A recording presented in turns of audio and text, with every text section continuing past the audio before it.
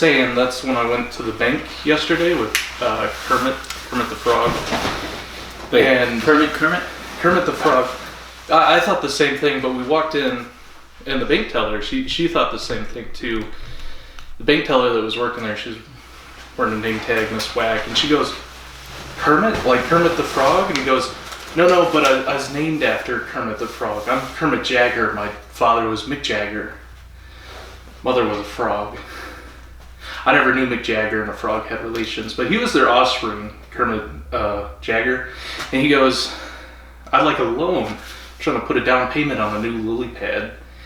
She goes, oh, I don't know. If it were the real Kermit the Frog, no problem, but I've never heard of Kermit Jagger. Do you have any collateral, says Miss Whack. Any collateral. And he pulls out a little pink elephant, right? And he goes, well, I have this. And Miss Whack takes it, she looks at it, her name's Patty, and she looks at it, and she goes, oh, I don't really know, I'll have to ask the manager. So she goes to the manager, and she goes, Kermit Jagger is here, he's looking for a loan, and he gave me this as collateral, this little pink elephant. I don't know what it is, or if it's worth anything. And the manager says, oh, let's see here, what is this? He says, well, this is a knick-knack, Patty Whack. Give the frog a loan. His old man's a rolling stone. Oh, hello there. Thank you for joining us once. I didn't see you. Thanks for joining us once again for this, the 115th episode of the Drunk Doctor Who podcast, wherein we discuss the 115th story of Doctor Who. The Keeper of Traken. Bum, bum. And once again, this is on DVD. This is the DVD, but we watch it on Blu-ray because, I have a 4K TV. Why not? Right. All right. So, hey, why not? If you got it, flaunt it, right? Mm-hmm. All right. So, this is the penultimate serial for the Fourth Doctor, the Keeper of Traken. And we're not going into all that crap about other... all that garbage. All right. Anyway, so this story is 4 episodes long. 4 episodes. Ran from July 31st, 1981 to February 21st, 1981.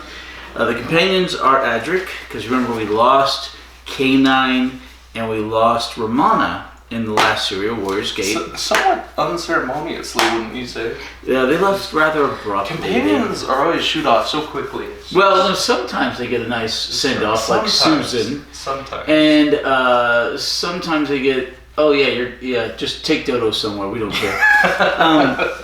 But anyway, so I thought for who Romana was awfully odd. She was desperate to. Our companions are Adric and Nyssa. We have a new companion. We've replaced all the old companions. Romana's gone, K9's gone, and now we have Adric, who came in a little bit before they left, and we have a new companion, Nyssa. These are going to be some short-term companions, or is it this scenario where they lead into the next Doctor, like we did with, who's that, Stephen? He saw Troughton turn in. No. He saw Hart. Who? No. No, he didn't. He was not around to see Hartnell turn into Troughton. Turning into Troughton. Hartnell turning into Troughton was viewed by the sailor guy.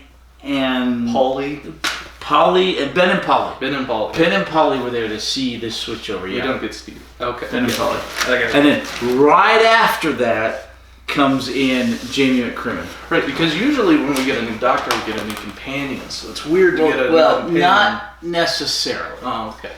Well, it's more so in the modern stuff. Not as quite as much in the old stuff. But now we're getting several new companions before the Doctor switches over. Yeah. Right. Well, welcome to Drunk Doctor Who. Oh, hello there. 115. We're getting ahead of ourselves. I'm Hatter. This is Holden. What are we drinking today, Hatter? Rumplemints Schnapps. Rumplemints? Rumplemints Schnapps. Was that made by Stiltskin? Rumpelstiltskin? Maybe. Okay. But it's called Rumplemints. Look. I'm drinking a cider, a hard apple cider. There you go. He's going for the softer stuff because he has to drive. I'm going for the harder stuff because I live here. Also, it's just delicious. This is delicious too. Take a taste. Just take a taste. Rumpelstiltskin? Rumplemints. Very minty. Tastes like Christmas. Isn't that good? Yeah, it's pretty good. It's like a liquid candy cane. That's smooth. It's a good way to describe it, actually. It's like someone just melted down candy canes. Alright, anyway. The Keeper Traken today is March 20th, 2023. We've actually been pretty good and steady on our episodes the last couple of months. My woman was angry that I'd come home with alcohol in my breath. So I'll start drinking this and I'll just smell minty, right? Well, there you go. My doctor told my wife to have sex every night. Now I never see her.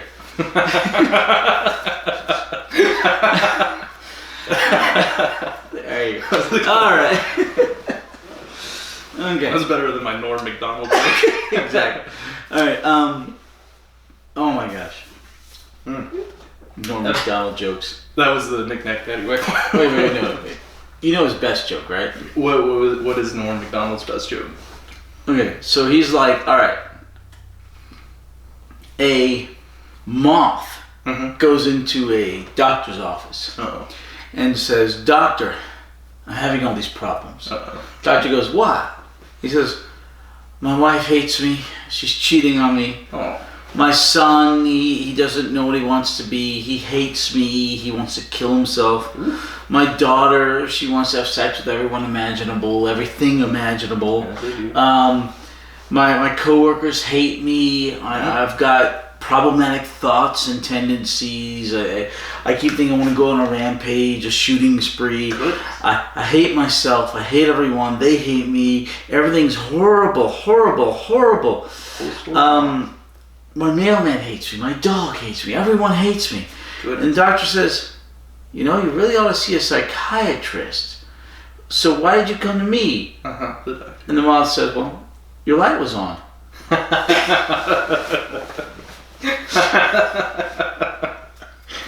Stupid. Yeah, it'd be great. Alright. So episode 1, there's no moths and no Kermit the Frogs, but there is. There were moths much earlier in the first Doctor. Okay, no moths, no Kermit the Frogs. Oh, and there was a frog much later. Really? During the 13th Doctor Whittaker, there's a frog who's an alternate universe. Like a humanoid frog or like an actual frog? A frog. Okay. An actual frog who's an alternate universe. Screw you, Chibnall. This is a wacky show, man. It is. We should be doing pot while we watch this. I'm serious. It's just Hi, Doctor Who. It may get that way eventually. Alright.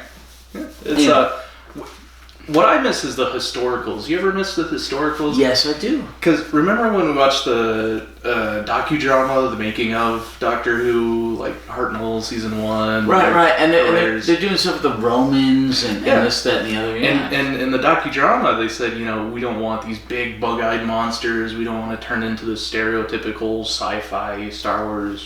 Right, every other serial is a historical and every other serial is a children's educational show, and then it transformed into a family sci-fi, and those two things are just so kind of juxtaposed. It's very different shows it's turned into from what it used to be. Well, the show transforms a bunch, but regenerates. But all right, we have one more true historical. Does it ever regenerate into a cartoon? The animated, that's the one that failed, right? The Doctor that was the animated Doctor. Hold on. First of all, we have one more true historical, Black Orchid. When is that? Is that 5th Doctor, our next Doctor. Hey, that's cool. We're almost there. So the 5th Doctor is the last time they did a true historical episode? Correct. Every other historical has some sci-fi element.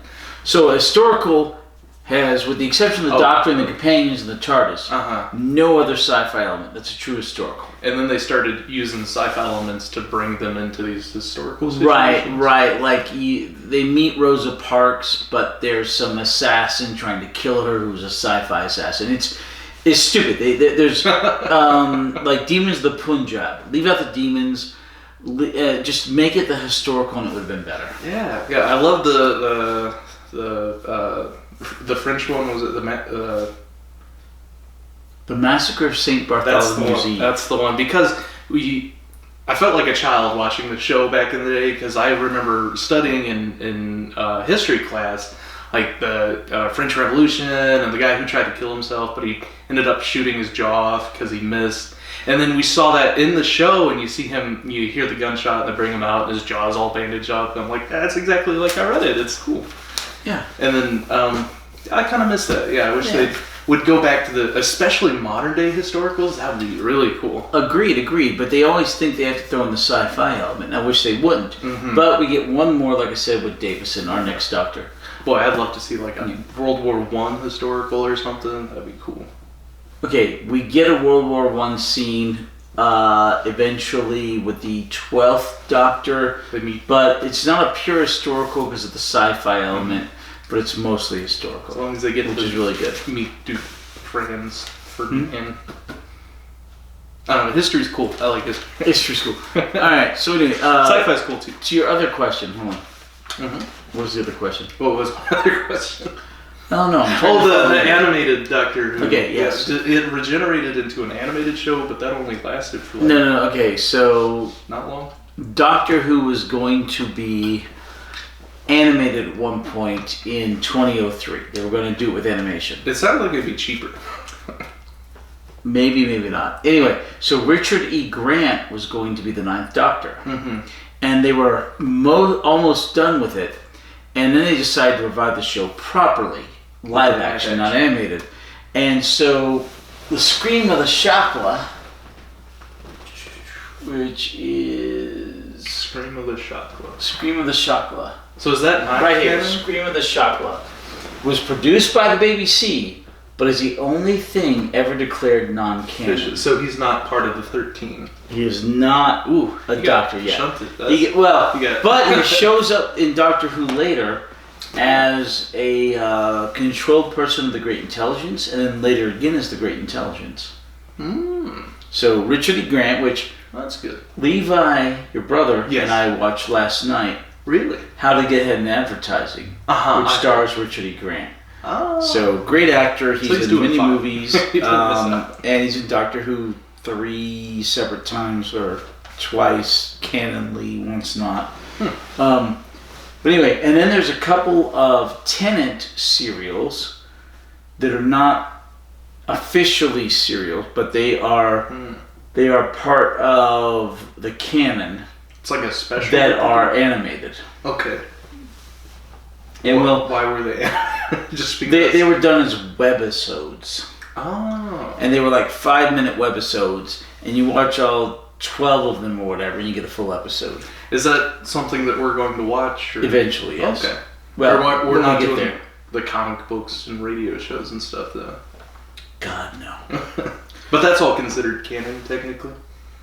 Canon is what you make of it at this point. Okay. So there's audio programs, there's comic books, there's Target serializations. I just want to go with broadcast TV, okay? But do they do like the Disney thing where you have to watch this TV show to know who that character is in this movie? God, I hope not. No. They never do? Well, not yet, although there's a little bit of that with the spin-offs during Russell T Davies' first run. Stuff. Cool. Yeah, so we will get there and we will watch the Doctor Who and then the side shows, the spin-offs in order. And so we'll watch them in broadcast order, so we will see them in the order intended, and when the payoffs happen, we'll know who everyone is. I feel like the spin-offs are going to take as long as the canon stuff. Not quite. There's 877 episodes currently of Doctor Who. There are nowhere near that many episodes of the spin-off stuff. Oh, is this okay. So like K9 and Company had one episode. Just one. One. Alright, and we'll watch it again and do our first spin-off episode here soon after we finish Tom Baker. I see. Those are a lot of Doctor Who DVDs. Oh, okay. Well, yeah, but there's also some in there that are Torchwood, Sarah Jane Adventures, Class, the K9 Company. Those are all official Doctor Who spin-offs. Okay. And hopefully we'll get some more soon. Unit is supposed to be the next one to happen, yeah. Oh, I'd love to see it. It's rumor. It's only rumor. Don't take it to heart. Like the Agents of S.H.I.E.L.D. Just look at spin-off. Actually, yes, there's a lot of parallels if unit happens between that and Agent of S.H.I.E.L.D. So, actually, yes. Alright, anyway, fairly straightforward serial. Yeah. 4 episodes. The Doctor and Adric are in space. Yay! 1, they're back.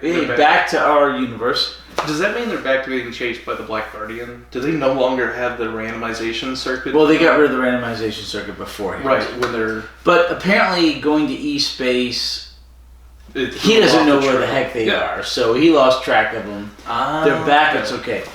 But... in no space. Like, weren't they in between two spaces? Well, only for the Warriors Gate. Only for the Warriors Gate. The previous serial. Alright, so anyway. So they went off grid. And that's when Romana said that now's my chance to... I'm not going back to Gallifrey. I'm out of here. I'm taking Keenan with me. Okay, did I answer all your questions from last time? Because I didn't have a lot to eat last time. I think I drifted off a bunch at the end. Yeah. I don't... I think we did just get through all the questions. Okay, good. I wanted to clear that up because I really think I drifted off there at the end with a whole bunch of yeah. Because I didn't have a lot to eat, and you know. It happens. Tonight I've had a good bit more. So episode 1, Adric the Doctor back in space. They're home. Yeah. Well, not Adric's home. Right. But Adric's now in space. And he's like, there's so many more stars. And he's like... Larger. Yeah, do you know which ones are which? She's like, well, yeah, mostly. How do you know? Probability. He says, well, how does that matter? Yeah, I don't know. Sometimes you don't make sense, Doc. Yeah, sometimes you don't make sense, Doc. He's like, yeah, I know. Someone finally called him out. Because he used to, when someone would say, oh, that doesn't make sense, they were from like Earth, and you could just say, oh, you don't understand it. But Adric's like a computational, he's kind of... He's a mathematical genius. Yeah, he gets like, it. So. Like, what's your name? Zoe? Zoe. Yeah. Like Zoe, yeah. So he can't just be like, oh, you don't understand. He's like, don't. You're right, so, that makes sense. So did we talk about the fact that Romana's an alien? A Gallifreyan? Yes, she's a Time Lord. Adric's an alien. He's a from a different space, right. Yeah. Kanan's an android. He's a robot. And now Nyssa is an alien. Yeah. So we've got this long series, the longest series in Doctor Who of there's no human companion. Like for 2 to 3 seasons. Humans are a minority in space. Well, yeah, but they visit Earth constantly Earth because that's the best place to film for an Earth-based series. It is easy. It would be hard. You're right. Yeah. Alright, so anyway. I enjoy it. I like the times they pick up human companions in unexpected ways, like non-Earth. Like Steven, he was human, right? Yes, but he wasn't on Earth. He was on way out there. Yeah. Steven was great. Mm-hmm. So episode 1, they show up. Adric's like, you don't make any sense. The Doctor's like, what are you gonna do? He's like, so they start looking through what they call time logs, right? Well, no, hold on. First that's later. Okay. Yeah, first of all, woo! You just blew out the speaker. Bless you. Bless you. 3rd time's the charm. 4th one? That's what I told my wife, but she hates when I say that because she's my second wife. All right. Anyway. I don't think the Frost and Mick Jagger were. So anyway, some force has set the TARDIS's controls to land on Traken. They're pointing fingers. It's like, you set the controls? He's like, I didn't do it, you did it. Yeah. So Adric, amazingly, is one of the, just like Romana, is one of the aliens who understand high technology. Yes. Who could possibly control the TARDIS, as Adric proves himself capable of. Right. Romana and Adric, and later on Nyssa. you sort of get the impression the Doctor was showing him around the controls, like off screen, because he kind of it's like, and you see him ask a few questions, like, oh, that button does that. And, Yeah. so the Doctor assumes that he set the controls, and Adric says, no, it must have been you. It wasn't me. No, it wasn't me. Right? And the Doctor says, well, if it wasn't you and it wasn't me, oh, hello there. And there's this beautiful chair that shows up with an egg head in it. Egghead. He had you saw his head. It was cone shaped. There was a very old man. He had a prosthetic head. I feel like he wasn't really bald. He had a ton of hair and they stuck a bald cap, but it made him look Probably, like his head was like that. Yeah, there was a very, very, blended. very, very old man in a chair who couldn't barely move. And he has these nails that come out to here, like Chinese, Wu Fong nails. And he looks old and weak, and he's like, Doctor. The Doctor's like, oh, not many people can get in the TARDIS. You must be the keeper of Traken. Because they already established Traken. So how did he know he was the Doctor, though? He's the keeper of Traken. In that they have just like a wealth of knowledge about the universe. Yes. Stored in the source. In the source. So yes. You saw the series. I saw the lava lamp. No lava lamp. All right. And the Doctor also knows about Traken, right? But right. Adric obviously doesn't because he was in E-Space. Right. So Traken is this place where it's so nice. Everyone is so wonderful and nice to each other. Basically Canada. That all evil is purged from the system because it can't exist in a place that's so nice. Canadians, they say "eh." Right. Do you know what that means? What? It's basically an inflection. Its origin was an inflection meant to say, I'm sorry if I'm boring you. So they tell you something and go, eh. So when Canadians say, sorry, eh, they're saying, I'm sorry. Alright. Southern for bless your heart. Bless your heart. You know what that means? You're stupid. You poor idiot. Right, you poor idiot. Oh, bless your heart. You poor idiot. Yeah. Alright. Sorry, eh? Cheers. Alright. So this old dude shows up in a chair. On the TARDIS. And he's like, okay, Doctor, I need your help. And I was like, whatever I can do. You must keep her tracking, but whatever I can do. And the guy's like, well, don't say you're agreeing until I tell you, but there's a lot of danger here. There's a great evil.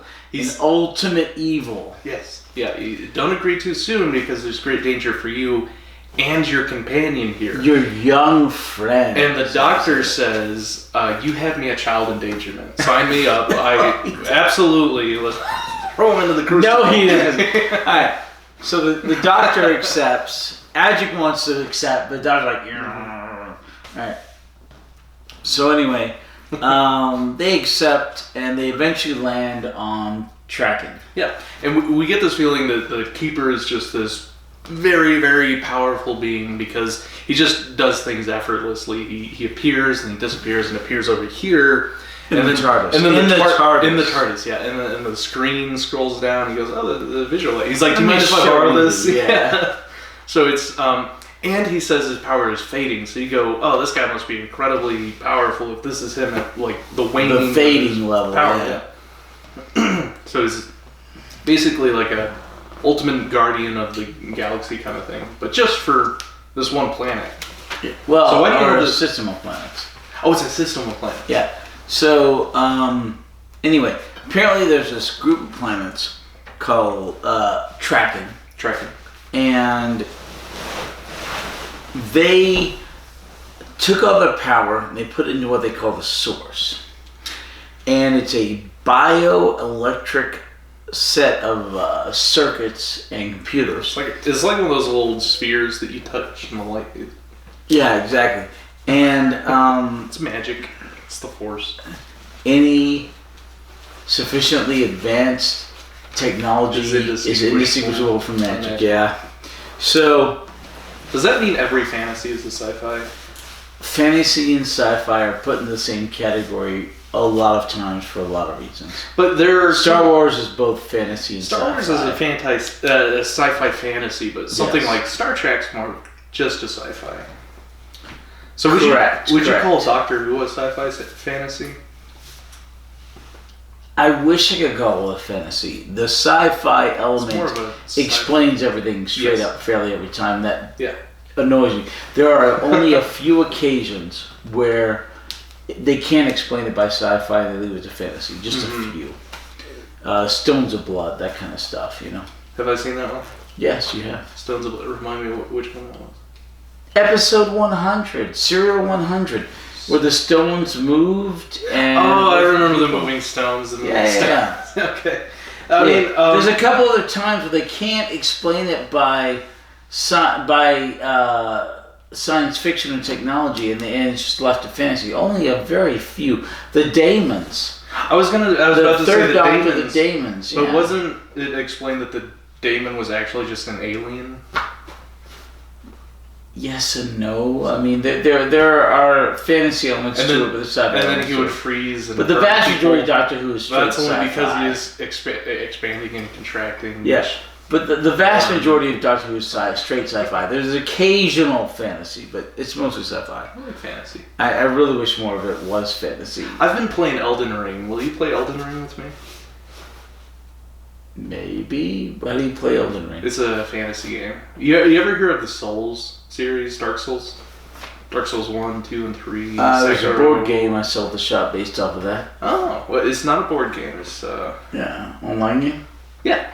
Mm-hmm. It's very difficult and frustrating and hard and very rewarding. The board game says on the back of the box, you will die. Prepare to die. You will die horribly. Yeah. You should play it with Shannon. We've been playing. Maybe? It sounds kind of horrible. Yeah, it's very rewarding when you succeed, though. I don't think like dating. Alright. Anyway, so the Doctor and Adric finally land the TARDIS. They landed in this grove. And in this grove, there's this...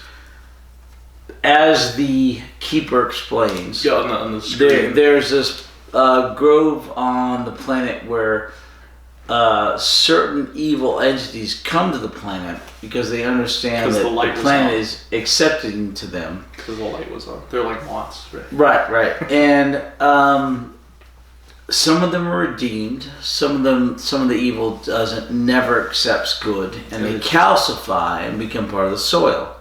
So this evil came on the planet and became the statue, this weird, blocky, odd-looking statue. Yeah. They call it Melkor. Melkor, it's right here, okay? And that statue, that's the Keeper, of course, Doctor. And they assign a gardener to care after this calcifying entity of evil because they're so good-natured and caring. The people on the planet are so good that they assign this young lady to look after him, and she brings him flowers pretty much every day. Her name's Cassia, and this entity is so evil that it starts to calcify. It's not completely returning to the soil, but it can't move. It's locked in place. At least we think so. Can't speak, etc., etc. And she tends to it, and many years go by. And that's when she goes from a lass to a lady. We're talking from 16 to 35. Yeah. And then next thing we see, she's 35. She's getting married to Tremas. And Tremas, he goes, I have the great honor to be a council, which apparently there's only 5 councils on the planet. Think deacons in your church, right? Huge diamond ring. Right. Are there always 5 deacons? I didn't know that. Well, no, I'm just making this general comparison. Okay. I don't know if there's only 5 deacons. So, 5 councils on the planet. Like elders, yeah. Right, like elders. Huge diamond rings. So. Right. And so he says, I have the honor of being a council. I have the honor of being a father to Nyssa. Mm-hmm. And I, once again, have the honor of being a husband. and he marries. What's her name? Cassia. Yeah. His daughter is Nyssa. Tremus is the. He's the. What are they called? Deacon. Well, he's a council. Council. But he's also the keeper. Not elect. Nominate. Keeper nominate. Yeah. Nominated keeper. So the keeper's getting old and he's dying and his power's fading. So keepers last 1,000 years, but this keeper is finally at the end, and he's the keeper nominate. Do they all live 1,000 years or just a keeper? We don't know. We don't know anything about Trekens. Well, except now we have a companion that's a Traken. Well, yes, no, yeah. She's here, she's there, but she's not in the TARDIS yet, but she's been in the TARDIS. Yeah. But she's a Traken. Yes. Alright. So anyway, we're getting ahead of ourselves. So there's this marriage ceremony where the keeper shows up. Yeah, Cassia also becomes a consul. And then her new husband, Tremus, is nominated to be the replacement of the keeper. Who's already been, I think. Yeah, right. And the keeper blesses their marriage, and he also calls their daughter Nyssa over. And he says, Nyssa, you're going to take your mother's job. Cassia is keeper of this Melkor thing. You're going to tend the gardens. You're going to be what were they called? I forgot what they called the gardeners.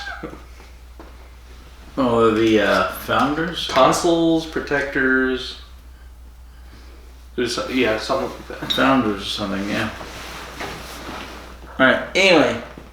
So, they get married. The keeper blesses the marriage and blesses Nyssa. And then he disappears. Yeah, he just kind of pops in and out. Right, they can summon him and stuff like that. And we find out that... Did we find out? Is that episode 2? Cassia is very distraught.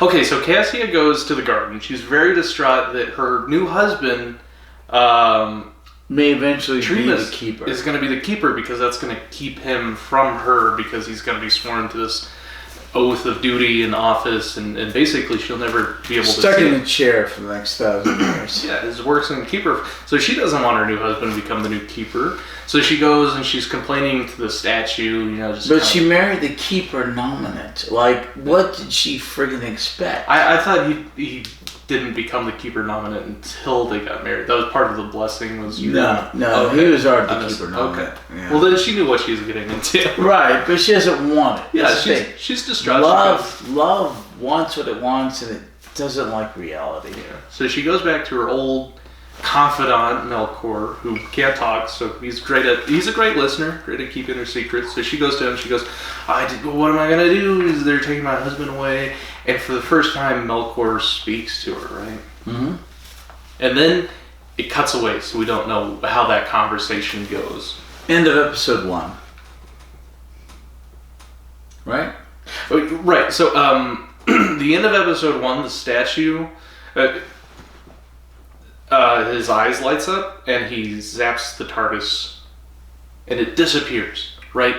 Right, the Doctor and Edric had moved they out of landed TARDIS, and they've gone in and they go in and they're looking around and they're getting guns pointed at him and he's like, oh, are you the welcome committee? Yeah, we've had this happen before, like a lot of times, yeah. Less hospitable than the planet's been in the past. They're kind of on a high alert because the Keeper's powers are fading, which kind of is waning the planetary system's protection system. Like crops are failing, there's more storms. So they're kind of high on guard. And then this TARDIS shows up and they go, who are these guys? Are these more evil entities? Because they showed up at the garden where like evil people showed up. So they get brought into the main chamber where the Keeper's judgment, or the Consul's judgment. The Consul's judgment are going on.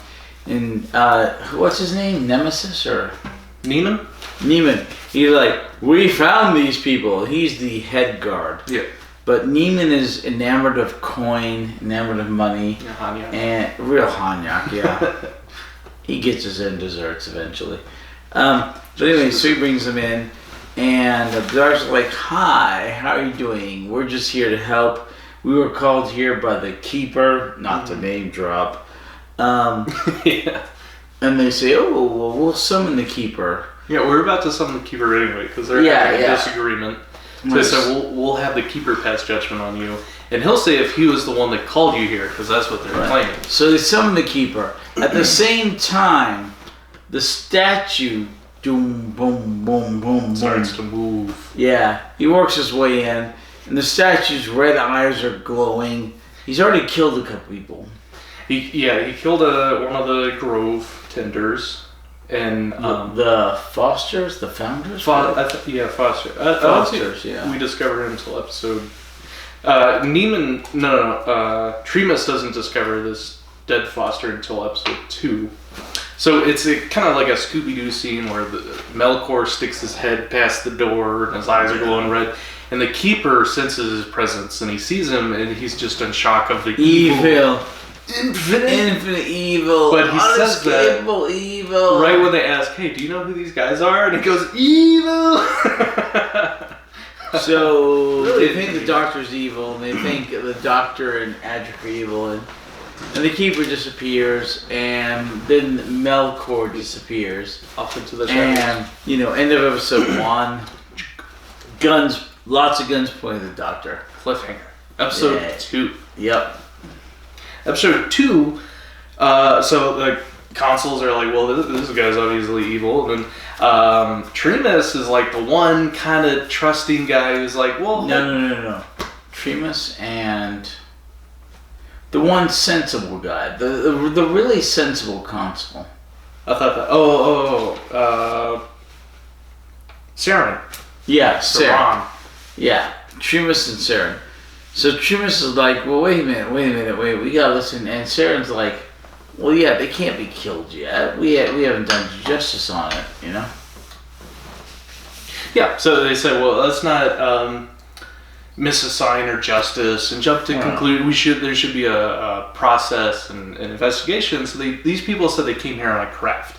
So let's go check in the garden and see if their craft is there, and that way we'll know whether or not they're being truthful.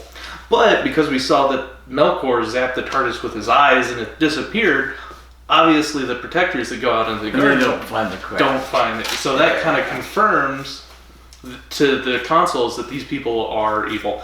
But that's still not enough information to really... That's enough for Saron. He goes, okay, yeah, these guys are probably lying. But Tremas is still unconvinced. He's like, I just don't know, guys. I feel like we needed more information. And the reason Tremas is so connected to the Doctor is because they kind of have this rapport where they're both scientists. And Tremas is holding this device that he's been keeping track of electrical inactivities and stuff. Magnetic things, yeah. And the Doctor goes, oh, that's the device, and they kind of hit it off, and Tremas goes, we should really pick this guy's brain before we, send him one off to the chopping block. Exactly. So I'm placing my protection as a consul on him, which means he is responsible for the Doctor's actions by protecting him. So he's taking a risk to put Tremas.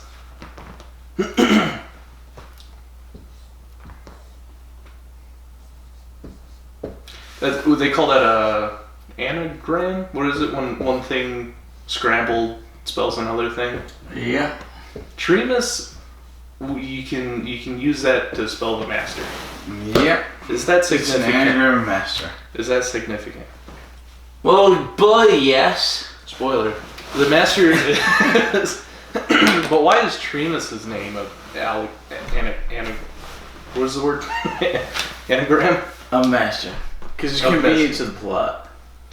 Usually it's the master that comes disguised as someone who's, he's taken the Spanish name for master, right, or something, and he has, yes. And he usually, so it's weird that Tremas is an. And then he eventually takes the mistress as Missy. Yeah, but Tremas has nothing to do with the master, which is why I definitely didn't see this coming.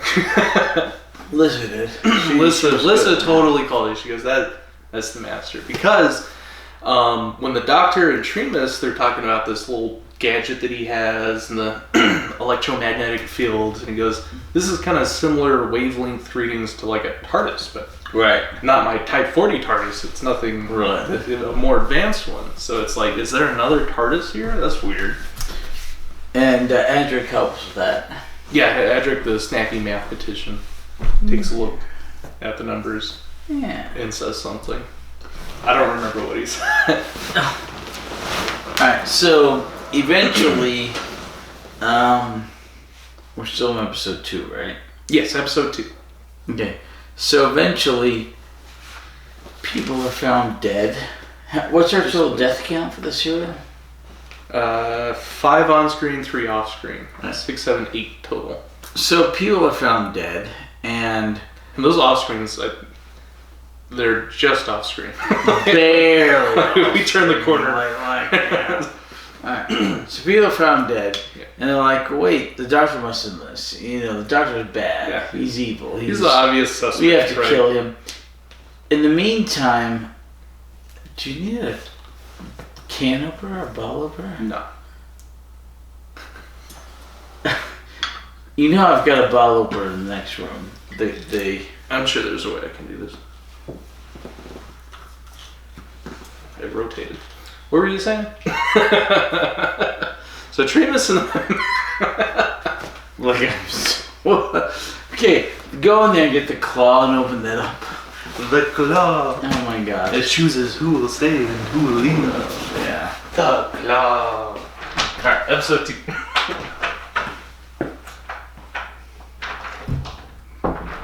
Okay.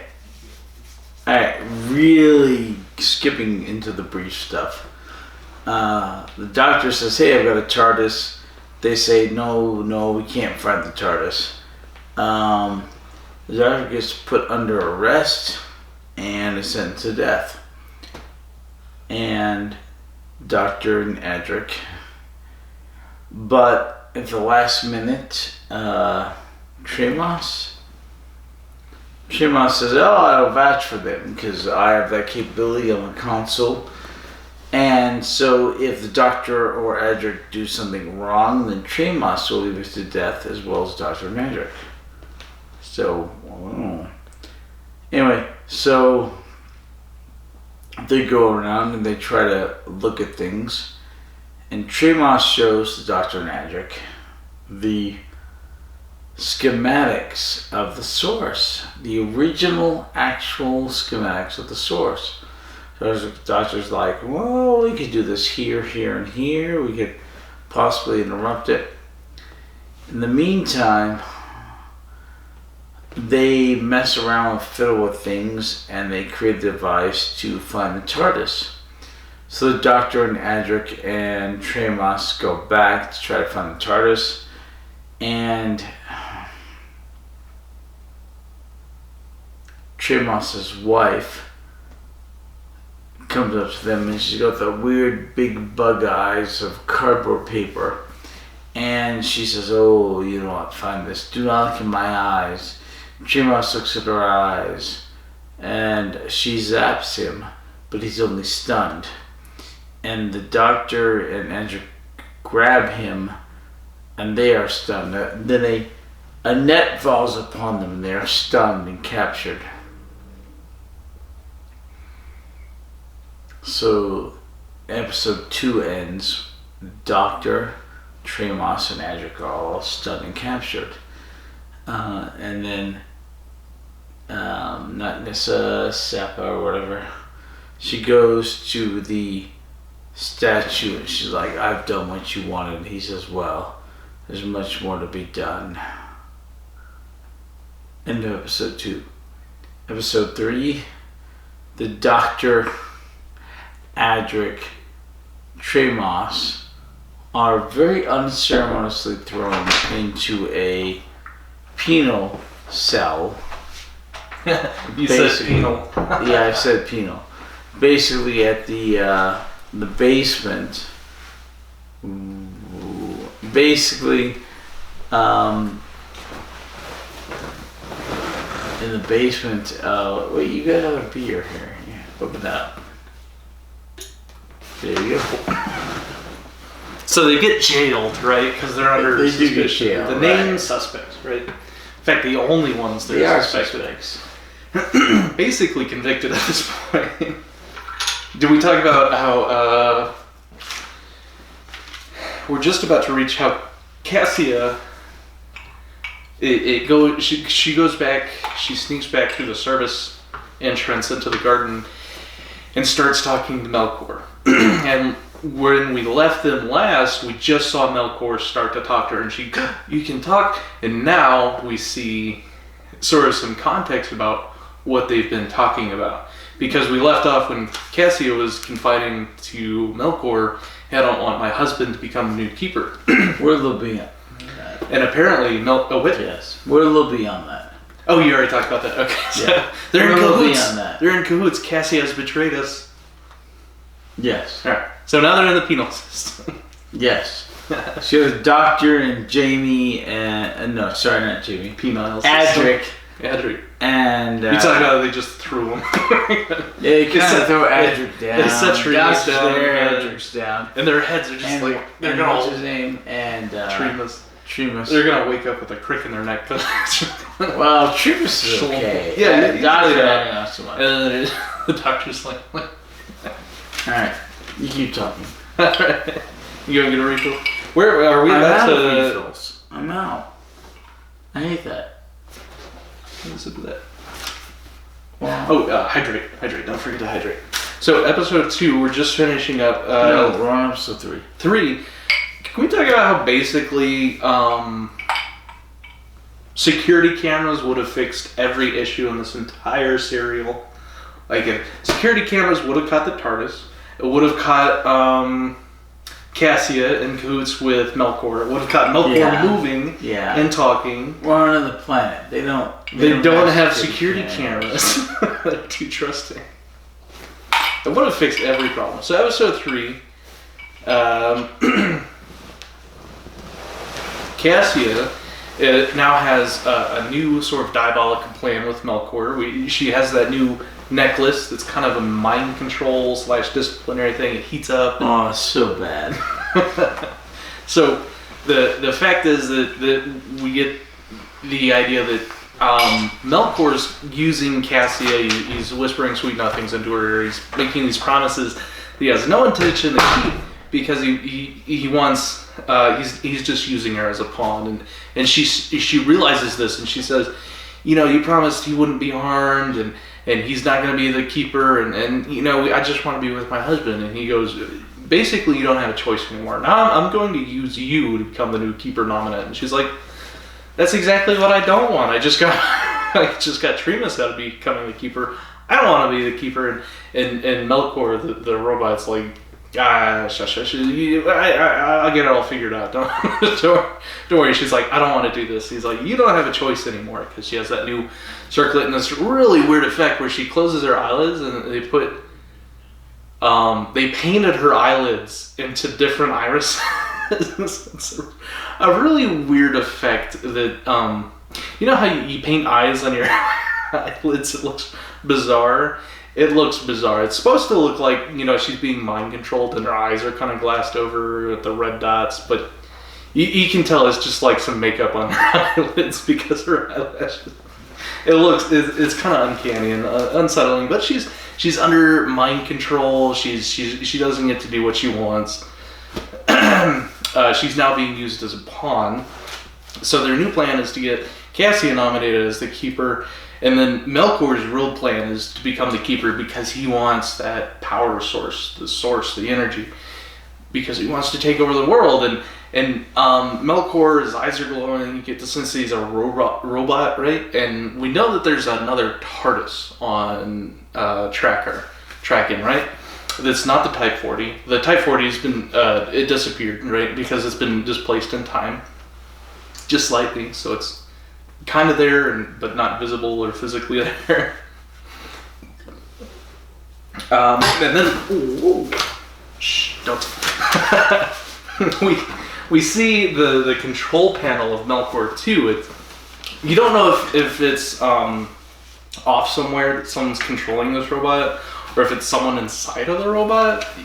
I got the sense that it was someone using control somewhere else because Melkor's human size. You can't really fit inside of it because this person, he sees the eye ports as video cameras and presses his button. He has this really gross, burnt-looking, gnarly hand. Kind of if you've ever seen V for Vendetta, Hugo Weaving, V without his clothes on, he's all burnt up. Or a better reference would be probably Deadpool. He looks like a burnt up, gross Deadpool, and you see this crab-like finger pressing the buttons on the control panel. So that's how he ends his conversation with Cassie. He's like, "You no longer have any choice." And she goes, "No," and then ends the the web call. And so we're in trouble. So the doctor is in the penal system. They wake up and they go, "Oh, we've been imprisoned." And Adric's like, "This shouldn't be a problem, right?" The doctor's like, "Nope, no problem at all." And he pulls out his sonic screwdriver and they're looking at the door and he goes, "Well, I could open this." He starts complaining about his sonic screwdriver.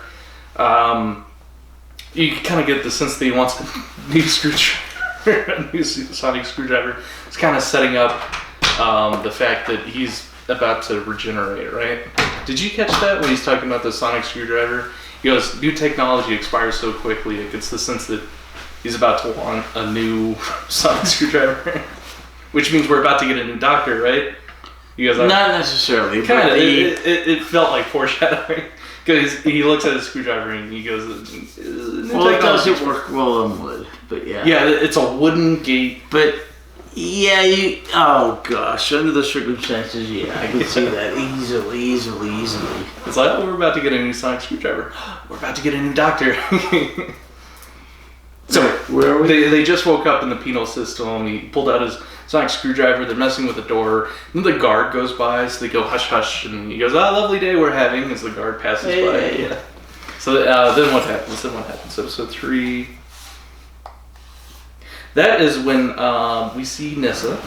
Mm-hmm. She's sort of investigating, right? She has her suspicions about her new mother-in-law, stepmother. Well, because she saw her sneaking off to talk to Melkor, and she realizes Melkor's talking. Oh, this is bad. She's hiding in the bushes, right? Right. Because she was warned you can't talk to Melkor anymore, and she goes, "What? I was assigned as his caretaker. Why is that?" So she's been sneaking around in the garden, and she got kicked out by the guards, the protector, right? The Fremen or whatever. Neiman, yeah, the head guard. So anyway, so she has to bribe Neiman because she knows her stepmother's been bribing Neiman, right? And basically Neiman likes money. He likes money. Tremas preluded to that, saying he likes money too much to be trusted, right? So he kind of knows where his loyalties lie, and his new wife Cassia knows that too, and she's bribing him to keep people out and shoot people away from the garden so she can sneak around to the service entrance and console with Melkor. So Cassia does the same thing. She tries to bribe Neiman. She comes up with the box. Yeah. And at first he kind of argues. Get all these people away. And she's like, "Here's money." Yeah. And so she gets to sneak back in. She gets a... She doesn't quite get to. She's trying to, and...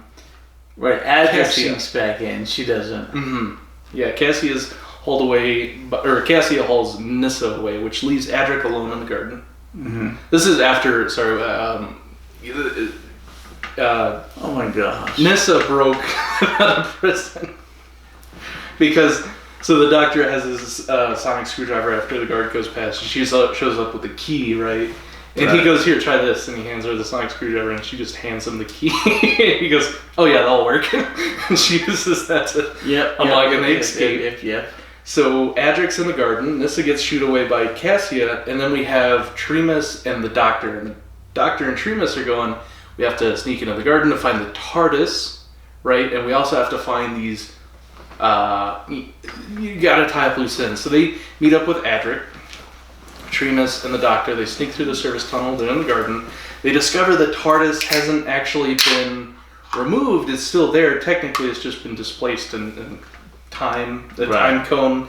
So he brings the TARDIS back, and Melkor goes, "It will do you no good," and they have their first conversation with Melkor, and they realize this thing isn't just a dead, calcified statue of evil. It's alive and it can talk and maybe it can move. And they have that conversation, and he goes, "You won't get away with this. You know, what are your plans?" And Melkor goes, "TARDIS isn't going to help you." And that's when Neiman shows up, guns drawn, his goons, and this net drops on. Am I getting mixed up? Slightly. Okay. Slightly. Where are we in episode 3? Okay, so they broke out of prison, right? Yeah. Now they're after the source, right? They know Melkor is kind of mind controlling Cassia. They know they need to keep them and Melkor from becoming the new keeper and getting access to the source. Yeah. So they're like, well, we have to kind of short out that circuit, right? We need the original plans. And they get them. Did you talk about that yet? No. Trima stands on ceremony. He goes, "I've taken an oath. I can't at all let you see these plans, the repercussions." Yeah, and then the doctor goes, "You can live with the fact that you did this, or you can die with the fact you had your honor." Yeah. Yeah, your honor is going to do you a lot of good as when all of everything Traken falls apart. Yeah. Get apart. So. He folds, and Trimus goes, all right, here are the plans to the source. And the doctor goes, "Oh, very interesting." And he and Adric are looking over the plans. They go, "Well, we could short out a circuit here, or we could do this." Mind melding and coming up with a plan. So, anyway, end of episode 3?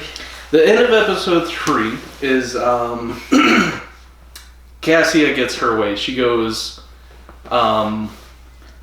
She finds out that the Doctor, Tremas, and Adric have escaped, and they're trying to keep that, but she's being mind controlled, and she's being used as a pawn as the new keeper nominate.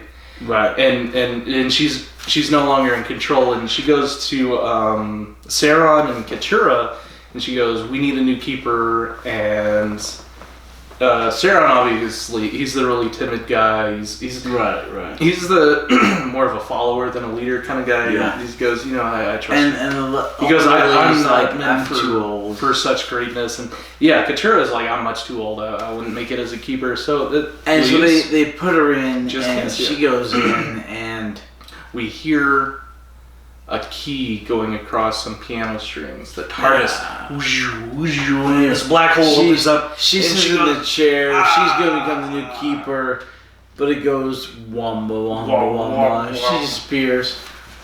She dies. And in her place appears Melkor, sitting in the chair of the keeper. Melkor is now the new keeper. Cassia is dead. Yeah. And end of episode 3. End of episode 3. Episode 4. Mm-hmm. Obviously, Keturah and Neiman are a little put off by this. That's when the Doctor, Tremas, and Adric show up, and they kind of have this, "Don't do it, don't flip the switch." And right, because what's her face? The Keturah lady? Uh-huh. What's her name? She's the one, Keturah. Keturah. She flips the switch and says, "You now have access to the source." Yeah. And that's when everything happens, and then you get the... Episode 4, Tremas goes, "I warned you." And Keturah's like, "Uh-oh, I messed up." And then Melkor starts pulling his strings as the new leader. He goes, "I'm not evil, right? You're the one that nominated. You made a wife. You guys already He's so evil." Yeah, he's really kind of manipulating the facts, and goes, You guys already found these 3 people guilty, right? These are the evil guys. Tremas is the traitor. Lock these people away. I'm the new keeper." But like, he's like susceptible. He's in the early days of his power. He's fading in and out. He's susceptible. Yeah. He goes, "Lock them away," and he kind of fades out. And the Doctor noticed that. He goes, "That's and he's interesting." Like, "I must get the schematics, so you can't defeat me." And right. He goes and he sends people to get the schematics, and they do, and that's fine. Yeah, they lock up Tremas and the Doctor and Adric in Tremas's quarters, and then the guards come in, they storm in. And the other consuls. Oh, he locked up Neiman and Keturah too? Katura and Neiman, they're kind of won over by the fact that, oh yeah, these guys are bad guys, and they don't really know what's going on. Mm-hmm. Anyway, so Neiman storms in with his goons and he goes, give me the paperwork, and the doctor, he shoved it up his sleeve. He sleight of hands it, but he hands it to him. Yeah. Tremas, so Tremas can feign, okay, here you go, I had it the whole time, and the doctor never got to see it, and then Melkor shows up in his chair and he zaps the blueprints, right? The master blueprints, thinking that the doctor had never had the chance to see him, but really sad. He already had. Really sad. Yeah, he already has a plan to short circuit the source machinery. But Melkor zaps it and then he goes away and he laughs. Ha ha ha. In the meantime, Nyssa and Adric are in the TARDIS working on short circuiting the zigzag circuit. Yes, they sneak off. They sneaked back to the TARDIS to build this kind of chipboard contraption circuitry. Yeah, a whole thing that they can plug in. And then they sneak out of the TARDIS into the source room to plug it up. And now Adric says, "Well, we're just waiting on the doctor now." So the doctor, they break out of Tremas's quarters, right? Right. And they storm into the Keeper's room and they confront Melkor. They go, they zap a lot of people with the ion gun. Yeah, the iron gun. Iron bonder it's like a sleep ray. Right. It bonds iron particles and makes people pass out. Ion, I think. Ion. Yeah. Oh, I said iron. Yeah, ion, I think. Ion bonder. But they're only asleep. Yeah. Yeah. The doctor sees that and he goes, "Oh, that's a useful tool," and he pockets it. Which is something I've been complaining about forever. With the doctor and all his technology and endless knowledge and resources and the TARDIS, it's like, why doesn't he keep any sort of non-lethal... If he's so against guns and killing people, the least he can do is have some sort of non-lethal means of self-protection. And that's always just been his brain. And using the tools Agreed. to defend himself. But I just thought, wouldn't it be super easy if he just carried around like a stun ray with him? And he actually does this episode. Yes. And it comes in super handy. Yes. They use it like 6 times. They stun 6 or 7 or 8 times. Yeah. Even twice. So why doesn't he keep that with him all the time? Hopefully he keeps it with him. Does he ever use it in the future? Yes, maybe. Hey, no, alright. yay. Okay. Good. All right. Yes, maybe, no, yay. Alright. Okay, so he stuns the guards. Then what happens? Melkor's not happy. He goes, "You still don't know who I am." And the doctor... And it's obvious that he's the master. The master. Spoiler. So yes. And we find out that Melkor, this robot, is actually the master's TARDIS this whole time. Yes, the whole time. They short circuit the source as he's drawing upon the power. So of course that reaction happens. Melkor goes, "No!" And it freaks out. No! And he's then gone. He disappears. The master's gone.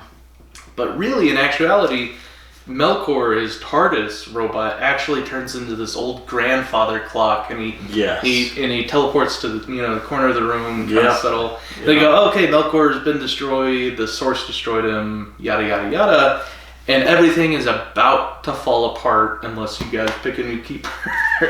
And Katura and Saron are there. And Saron, immediately... The young guy, runs into the He finally steps up. He's like, we're the only 2 people here. He was so bad, all of this, and then he finally steps up and runs into it and becomes a keeper. He was just very humble, right? He was a follower. He realized he was the youngest person on other than Cassian. But he runs into it and he becomes a keeper. And he's so good at that moment. He's so bad the rest of the story. He's so good at that moment, though. Heroic. Episode 4, he's so good. He gets fooled, but Saron finally has his moment and he steps up and he looks at Katarina for a split second and he's like, she said she's already too old, and he's like, it has to be me. And he runs in and he becomes the new keeper. And right as he does that, Tremas comes out and he goes, what just happened? And the doctor's like, you just missed your chance to be the keeper. Yay, good. And Tremas goes, the doctor and Magic leave. So it's really tragic that Tremas, his wife made this whole coup because she didn't want her husband to become the keeper. Right. And she succeeded, and Tremas doesn't become the keeper, but she dies because she obviously confided in the she went with the evil. Yeah, she parted up with the wrong person. She succeeded, but she's not there to celebrate. And Tremas, he doesn't seem too beat up about it. She's dead. He's like, okay. Yeah, he knew she was being mind controlled too, because she's like, help me, and she's struggling with the collar. She goes, don't look in my eyes. So he knows that she's still in there. Right. And then she dies because she was being mind controlled. And he's like... And he's just like, oh, okay. What are you going to do? Yeah, love ya. Love my daughter. She's okay here. I love you. I'm going to check out this clock. Yeah, he goes, everything's okay. He touches the clock.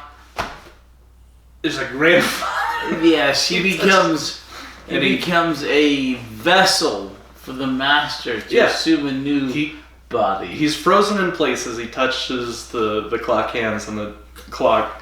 It opens up, out walks the master, right? And from the assassin, he's all messed up. He doesn't look like the master. He is the master. We learned that this is his last regeneration. This is his 12th regeneration. His last body. His last body. He's going to die if he doesn't find a new body to take over. But he's now found a new body. Yeah, so he touches Tremas. Mm-hmm. Anagram for the master. For the master, yeah. And he ensorcels his body, and we see the old master. Yeah. So who plays the master? We have the same actor? Is it a different actor? He looked same actor. Yeah, right. So okay, I thought that was the last time we saw that actor. But he comes back. Yes. Which is cool. So it's the same actor that used to play the master back in, Pertwee. Back in playing the master. Agents of S.H.I.E.L.D. No, not Pertwee. Not Pertwee. Was it Baker? Baker was running around against? Okay, so during Baker, there was the Fried Master. Right, the assassin. Okay. Yes. And he comes back, and then it's a new master. But the actors in Pertwee died in a car accident. So it's a different actor playing the master? Yes. Oh, okay, so that's what I was wondering. Yes, because the actor playing the master in the Pertwee died in a car accident. Right. That's what I was... Okay, I remember now. So sadly, we don't have the original actor of the master, but same sort of style, clothes, beard. It looks like a regenerated... Much like him. A regenerated version of him. Which, how does that work? How did the master use someone else to regenerate after he was out of regenerations? Is that some sort of... Do they elaborate on that, or do they explain that at all? Not now. So the master goes, haha, I have a new body. Bum, cliffhanger. And then we go back to Adric and the TARDIS, right? Yep. And we still don't know that Cassie is technically a new companion yet, because she doesn't... Nyssa. Nyssa. What did I say? Cassie. Oh, Nissa's new companion, but she's not with them yet. And that's she's been the TARDIS, but she's not quite a companion yet. But she is a companion, and starts here. That is the cliffhanger we leave on, and the master gets away in a new body, and his TARDIS looks like grandfather clock. Grandfather clock. We pick up things in Legopolis. Alright. Do you have any questions? Legopolis. We've covered several of my questions so far. One thing I was wondering about is the keeper, the original keeper, the cone-headed one, refers to Melkor, which is the master inside of his TARDIS, as infinite evil. What does that mean? When did the master become infinite evil? Because used to, we felt like the master was kind of the opposite of the doctor. They were kind of... Doctor's good. They were friends, they were classmates, colleagues, kind of brother-like rivalry figures. Right. And they obviously are polar opposites, and the master's very evil, but they still have that respect for each other, that, the battle of the minds kind of thing.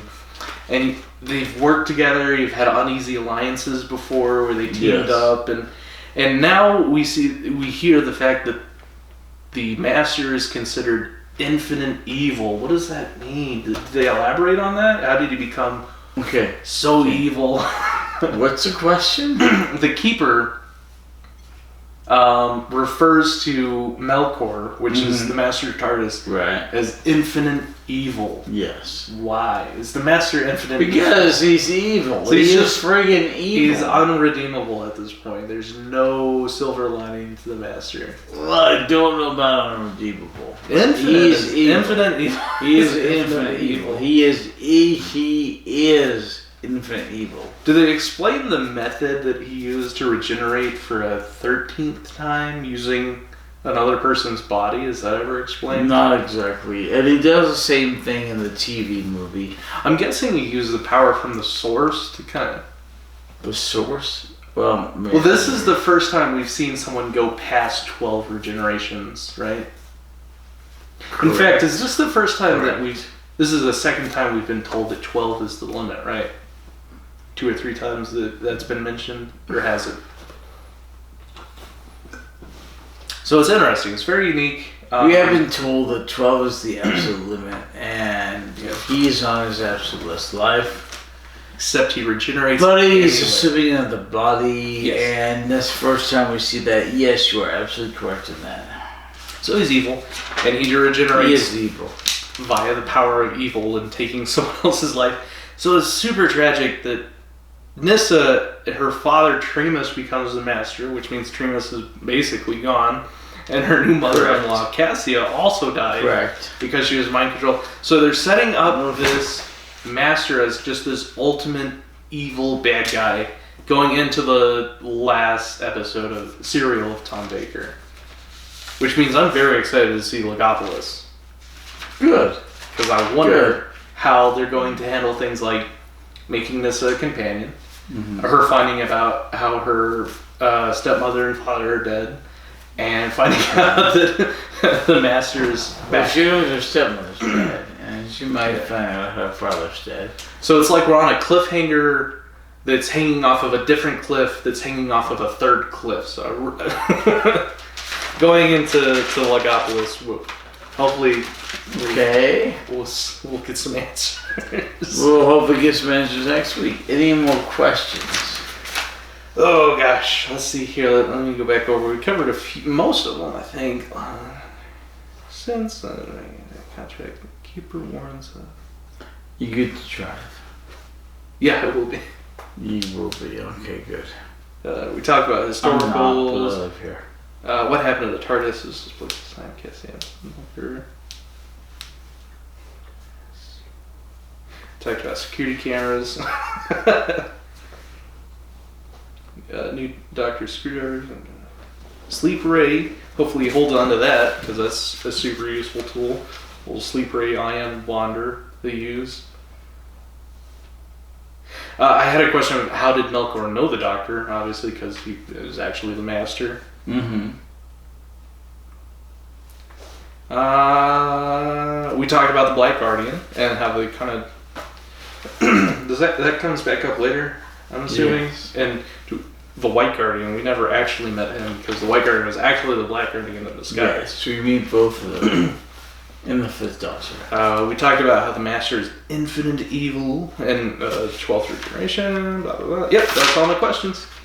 Alright. Any closing thoughts there?